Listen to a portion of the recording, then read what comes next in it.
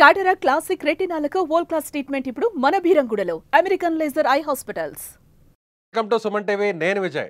India Pakistan మధ్య జరుగుతున్నటువంటి final match యావత్ దేశమంతా కూడా ఎంతో ఎమోషన్గా ఎదురు చూస్తుంది. పాకిస్తాన్ని ఆపరేషన్ సింధూర్లో ఎలా మట్టి కరిపించామో ఇప్పుడు ఏషియా కప్ ఫైనల్లో కూడా దుబాయ్లో చిత్తుగా ఓడించాలని ప్రతి భారతీయుడు కూడా కోరుకుంటున్నారు. అసలు ఈ మ్యాచ్ ఎలా జరగబోతుంది, సో ఇండియన్ క్రికెటర్స్ ఆలోచన ఏ విధంగా ఉంది, అలాగే మాజీ క్రికెటర్స్ ఏ విధంగా ఈ మ్యాచ్ని ఆసక్తిగా చూస్తున్నారు, దీని గురించి డిస్కస్ చేద్దాం. మనతో పాటు ఆన్లైన్లో ఉన్నారు senior sports analyst, IPL former player Kalyan Krishna గారు. సో మీతో సహా అక్కడ ఆడుతున్నటువంటి ప్లేయర్స్తో సహా యావత్ ఇండియా అంతా కూడా ఆపరేషన్ సింధూర్ తర్వాత సరిగ్గా 6 నెలల తర్వాత జరుగుతున్నటువంటి మ్యాచ్ ఇది. అందులో ఫైనల్ మ్యాచ్. ఏషియా కప్ అంటే చాలా దేశాలు ఉన్నాయి. ఈ 2 దేశాలు దాదాపు 41 సంవత్సరాల తర్వాత ఇండియా పాకిస్తాన్ ఏషియా కప్లో ఫైనల్లో తలపడుతుంది. సో ఇప్పటికే 2 సార్లు ఓడించాం, కానీ ఈసారి మాత్రం ఖచ్చితంగా ఓడించాలి, వాళ్ళ నోళ్లకు సరైనటువంటి సమాధానం చెప్పాలని ప్రతి భారతీయుడు కోరుకుంటున్నారు. ఒక ఇండియన్గా, ఒక ఫార్మర్ ప్లేయర్గా, ఒక కామెంటేటర్గా మీరేమంటారు?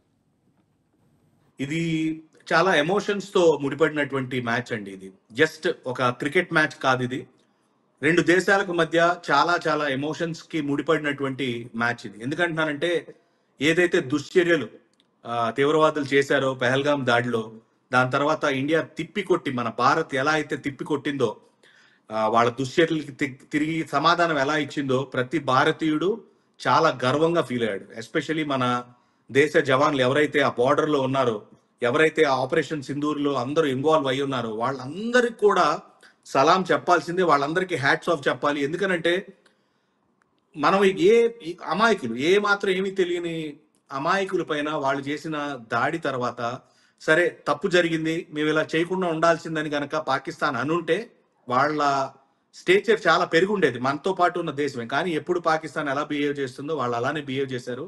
అందుకే మన టీమిండియా ప్లేయర్స్ కూడా ఏదైతే నిర్ణయం తీసుకున్నారో వాళ్ళతో మేము చేతులు కలపం.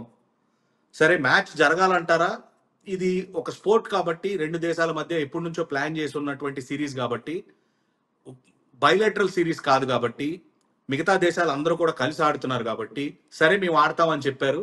ఏదైతే నిర్ణయం తీసుకున్నారో మేము షేక్ హ్యాండ్ ఇవ్వం, వాళ్ళకి మా సమ్మతం తెలపం అని చెప్పి ఇండియన్ టీం తీసుకున్న నిర్ణయం నాకైతే మాత్రం ఒక భారతీయుడిగా, ఒక ఫార్మర్ క్రికెటర్గా చాలా గర్వంగా అనిపించింది.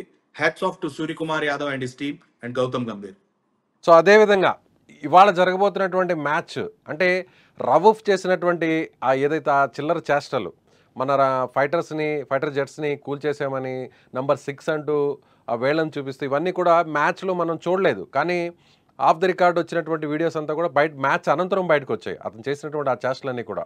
ఇప్పుడు దాని తర్వాత జరుగుతున్నటువంటి మ్యాచ్ ఇది. సో మన వాళ్ళు ఎలాంటి సమాధానం రవూఫ్కి చెప్పే ఛాన్సెస్ ఉందంటారు? రవూఫ్ని ఏమైనా టార్గెట్ చేసే అవకాశం ఉందంటారా? అభిషేక్ శర్మ, సుమన్ గిల్, సూర్యకుమార్ యాదవ్ ఇలా అసలు ఎప్పుడు కూడా క్రికెట్ చరిత్రలోనే ఇట్లాంటి దుశ్చర్యలు కానీ, ఇట్లాంటి సిగ్నల్స్ కానీ ఎవ్వరో ఏ ప్లేయర్ కూడా ఎప్పుడు చేయలేదు, చెయ్యరు కూడా. ఎందుకనంటే cricket is a gentlemen's game.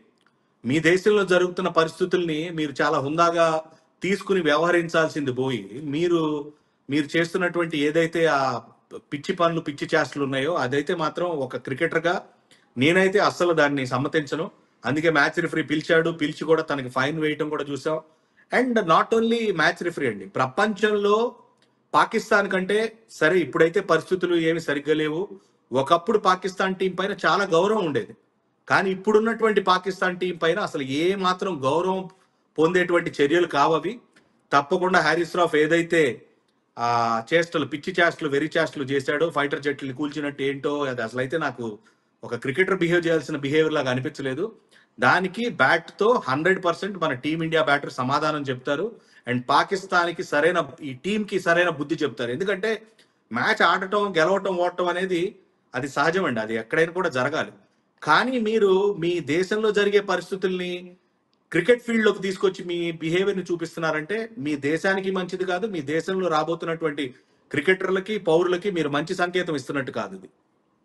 India Pakistan match అనగానే అది ఎప్పుడు జరిగినా, అది టెస్ట్ మ్యాచ్ అయినా, వన్డే మ్యాచ్ అయినా, T20 మ్యాచ్ అయినా సరే, సో అది ఏ సీరియస్ అయినా సరే అందరం కూడా ఎంతో ఆసక్తిగా, ఇంట్రెస్ట్గా ఎదురు చూస్తాం. హోరాహోరీగా మ్యాచ్ కూడా జరుగుతుంది.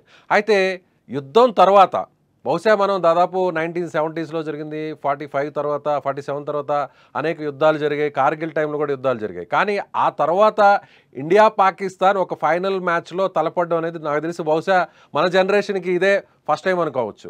సో మీరు ఎలా అనిపిస్తుంది మీకు ఆ విషయాన్ని తెలిసిన తర్వాత ఒక 6 నెలల తర్వాత ఆపరేషన్ సింధూర్లో మనం పాకిస్తాన్ని చిత్తుగా ఓడించాం, వాళ్ళ ఎయిర్ బేసెస్ అన్నిటిని కూడా కొలాప్స్ చేసాం. ఒక రకంగా పాకిస్తాన్ని మనం బట్టలు విప్పి కూర్చోబెట్టినటువంటి పని చేసాం మన ఇండియన్ ఆర్మీ. అలాంటి తర్వాత ఇప్పుడు ఒక శాంతి విషయంలో మనం కామన్గా ఒక పీస్ ఉండాలనేటువంటి ఉద్దేశంతో సీజ్ ఫైర్కి ఒప్పుకున్నాం, మనం వదిలేసాం. కానీ ఆ తర్వాత వాళ్ళు చేసినటువంటి కామెంట్స్ మనల్ని వాళ్ళు ఓడించినట్టుగా వాళ్ళు అక్కడ మెడల్స్ ఇవ్వడం వాళ్ళ సైన్యాధికారులకి, ఇదంతా చూశాక ఇప్పుడు జరుగుతున్నటువంటి ఈ మ్యాచ్లో పాకిస్తాన్కి బుద్ధి చెప్పాలి. అక్కడ ఆర్మీయే కాదు, సోల్జర్సే కాదు, చివరికి క్రికెటర్స్ కూడా అటు బ్యాట్తోనూ బాల్తోనూ అవసరమైతే మాటలతో కూడా సమాధానం చెప్పాలని ప్రతి భారతీయుడు ఎదురు చూస్తున్నాడు. మీరేమంటారు? మనస్ఫూర్తిగా కోరుకుంటున్నానండి. ఎందుకనంటే నార్మల్గా క్రికెట్ వరకు పరిమితమై క్రికెట్ వరకు ఆడితే అసలు ఏ గొడవ ఉండేది కాదు, క్రికెట్ ఆడేవాళ్ళం అయిపోయేది. మాకు మీరు చేసినటువంటి ఏదైతే ఒక దుశ్చర్య ఉందో, అమాయకులైనటువంటి టూరిస్టులని పెహల్గాంలో పాకిస్తాన్ నుంచి వచ్చినటువంటి టెర్రరిస్టులు ఎవరైతే ఉన్నారో, మీరు అనొచ్చు వాళ్ళు అంటున్నారు ఏమని, టెర్రరిస్టులు మా వాళ్ళు కాదు మాకు తెలియదు అని చెప్పి. మీరు టెర్రరిస్టులని పెంచి పోషిస్తుందే మీరు పాకిస్తాన్ వాళ్ళు. అలాంటి అమాయకుల్ని మీరు ఇంత దారుణమైనటువంటి చర్య చేసిన తర్వాత మళ్ళీ మీరు వచ్చి మేము మిమ్మల్ని ఏం అనలేదు, మేము మీతో షేక్ హ్యాండ్ చేయమన్నాం అంతే. కానీ మీరేదో ఫైటర్ జెట్లు తీసాము, అవి చేసాము, ఈ చేసామని చెప్పి పిచ్చి చేష్టలు వెర్రి చేష్టలు చేసిన తర్వాత నేనైతే మాత్రం మనస్ఫూర్తిగా నేను కోరుకునేది ఒకటే, ఈరోజు ఇండియన్ టీం చాలా గట్టిగా పర్ఫార్మెన్స్ ఇచ్చి బ్యాట్ అండ్ బాల్తో సమాధానం చెప్పి పాకిస్తాన్ టీంని నోటి మీద వేళ్లు వేయించుకుని ఇంటికి పంపించాలి. అలాంటి పని చేశారంటే వాళ్ళు పూర్తిగా అయిపోయినట్టే. అది 100% జరుగుతుంది. ఈరోజు మ్యాచ్ మాత్రం ఒక మినీ యుద్ధాన్ని తలపిస్తుందని నేనైతే అనుకుంటాను. ఎందుకంటే వాళ్ళు కూడా ఈజీగా వదిలిపెట్టరు విజయ్ గారు, వాళ్ళు కూడా 100% ఎఫర్ట్ ఇవ్వడానికే ట్రై చేస్తారు. కానీ మన ఇండియన్ టీం ఎంత బలంగా ఉందో, మన ప్లేయర్స్ కి దేశం పట్ల ఎంత బలమైనటువంటి కోరిక గౌరవం ఉందో 100% ఈరోజు చూపిస్తారు. I'm very confident. సో ఇది ఒక రకంగా చూస్తుంటే ఈ ఎమోషన్స్ అన్నీ కూడా చూస్తే ఇప్పుడు ఉన్నటువంటి వాతావరణం చూస్తే ఇది ఒక రకంగా ఏషియా కప్ ఫైనల్ అనుకోవచ్చా, లేకపోతే వరల్డ్ కప్ ఫైనల్నే మనం తలపడబోతున్నాం, పాకిస్తాన్ మీద గెలిస్తే ప్రపంచాన్ని అంతా గెలిచినట్టుగా భావించే అవకాశం, అలాంటి అరుదైన ఆపర్చునిటీ వచ్చిందనుకోవచ్చు మన ఇండియన్ క్రికెటర్స్కి వరల్డ్ మ్యాచ్తో? చిచ్చి అసలు నేనైతే పాకిస్తాన్ క్రికెట్ టీమ్ లానే కన్సిడర్ చేయట్లేదండి ఇవాళ రేపు. ఎందుకంటే అంతకుముందు నాకు రెస్పెక్ట్ ఉండేది. వాళ్ళు చేసిన చర్యలు అండ్ వాళ్ళు ఆడుతున్న క్రికెట్ చూస్తే దే ఆర్ బిలో పార్ అండి. ఇండియన్ టీంకి ఎక్కడా కూడా దగ్గరలో కూడా లేదు. కానీ అందరూ ఏంటంటే 2 మ్యాచ్లు వాళ్ళు ఓడిపోయారు, వాళ్ళకి పోయేదేం లేదు, వాళ్ళే కాన్ఫిడెంట్గా ఉంటారేమో అనే ఒక చిన్న లా ఆఫ్ యావరేజ్ అంటాం కదా. కళ్యాణ్ కృష్ణ గారు, మనకి గెలిస్తే ఇది చిన్న విషయమే, అదే ఒకవేళ మ్యాచ్ ఫలితం తేడా వస్తే పెద్ద మైనస్ అయ్యే ఛాన్సెస్ ఉందంటారా? తేడా వస్తే 100% అది టీమిండియా మానసిక మనోధైర్యాన్ని పైన చాలా ఎఫెక్ట్ అయితే పడుతుంది, మానసిక పరిస్థితుల పైన కూడా. నాకు తెలిసి ఇంత లూజ్ అండ్ కూడా వదిలిపెట్టరు విజయ్ గారు. ఎందుకంటే వరల్డ్ కప్ ఫైనల్ కాదు, అంతకు మించి పెద్ద మ్యాచ్ ఇది. కాబట్టి నాకు తెలిసి మొత్తం సిద్ధమై వస్తారు. ఎక్కడా కూడా ఇంత గాలి చిన్న స్పేస్ కూడా వదిలిపెట్టరు వాళ్ళు ఎంటర్ అవడానికి. తప్పకుండా గెలుపు మనదే ఖాయం. పందెం చూసుకోండి. ఇంకా కళ్యాణ్ కృష్ణ గారు, ఫైనల్గా కంక్లూడ్ చేద్దాం. ఇవాళ సో మ్యాచ్ అనంతరం గెలిచిన తర్వాత ఆబ్వియస్లీ ఇండియానే గెలుస్తుంది, అది మనం ఖచ్చితంగా చెప్తున్నాం. ఇండియా ఉన్నటువంటి ఫామ్ను చూస్తే కూడా అర్థమవుతుంది. మనం కప్ గెలిస్తే పాకిస్తాన్ రియాక్షన్ ఎలా ఉంటుంది అంటే ఆ సెలబ్రేషన్స్లో కావచ్చు, లేదంటే అక్కడ మెడల్స్ ఇచ్చేటువంటి టైంలో కావచ్చు, ఆ టైంలో వాళ్ళు మనతో పాటు షేర్ చేసుకునేటువంటి అవకాశం ఉందా? ఒకవేళ మ్యాచ్ ఫలితం జరగకూడదు, ఒకవేళ అలాంటిదే జరిగితే మన రెస్పాన్స్, మన రియాక్షన్ ఎలా ఉండే ఛాన్సెస్ ఉంటుంది? అంటే షేక్ హ్యాండ్ ఇచ్చుకునేటువంటి పరిస్థితి లేనప్పుడు అక్కడ వేదికను ఖచ్చితంగా ఇరువురు కెప్టెన్లు కూడా అక్కడికి రావాలి. సో అదేవిధంగా అందరూ కూడా మెడల్స్ తీసుకోవాలి. అక్కడ అందరూ ఒకవైపు మన టీం ఉంటే అటువైపు వాళ్ళ టీం ఉంటుంది. ఎలా ఉంటుంది వాతావరణం, ఎలా ఉండే అవకాశం ఉందంటారు మీ ఎక్స్పెక్టేషన్ ప్రకారం? విజయ్ గారు ఒకటే మాట, సైలెంట్ గా లేకపోతే వాళ్ళు ఏదన్నా పిచ్చి చేష్టలు చేశారు అంటే గుర్తుపెట్టుకోవాల్సింది ఐసీసీ చైర్మన్ జైషా పైన ఉన్నారు, ప్రెసిడెంట్. ఇన్ఫాక్ట్ చెప్పాలని క్షమించాలి, ప్రెసిడెంట్ ఉన్నారు అక్కడ.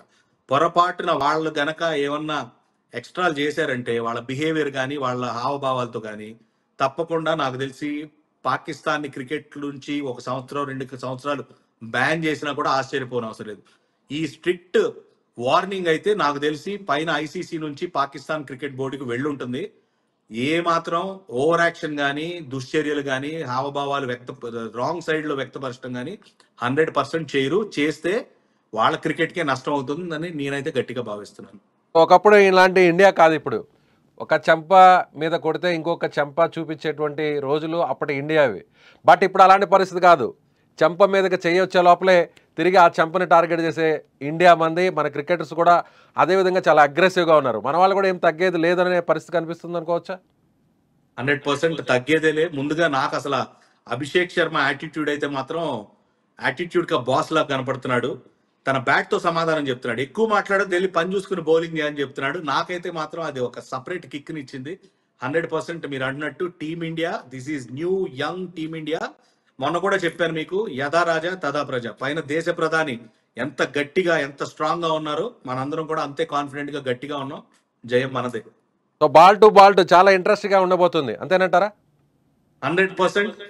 ఈవినింగ్ మిస్ కావద్దు. మ్యాచ్ గెలిచిన తర్వాత మళ్ళీ మనం మాట్లాడుకుందాం. Sir thank you so much Kalyan Krishna గారు. ఇది senior sports analyst Kalyan Krishna గారు, ఫార్మర్ ఐపీఎల్ ప్లేయర్ చెప్తున్నారు. ఖచ్చితంగా ఇది ఇండియన్స్తో పాటుగా ప్రతి క్రికెటర్ కూడా, మాజీ క్రికెటర్లందరూ కూడా ఈ మ్యాచ్ని ఖచ్చితంగా ఇండియా ఘన విజయం సాధించాలి.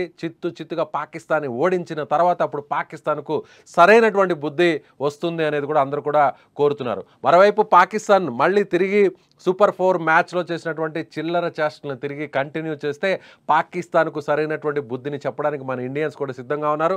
ముఖ్యంగా పాకిస్తాన్ విషయంలో ఎక్కడ కూడా ఏమాత్రం కూడా నిర్లక్ష్యం తగదు. మ్యాచ్ కూడా హోరాహోరీగా మారే ఛాన్సెస్ కూడా ఉంటాయని ఆయన అంటున్నారు. మీరేమనుకుంటున్నారు? పాకిస్తాన్ రియాక్షన్ ఎలా ఉండబోతుంది?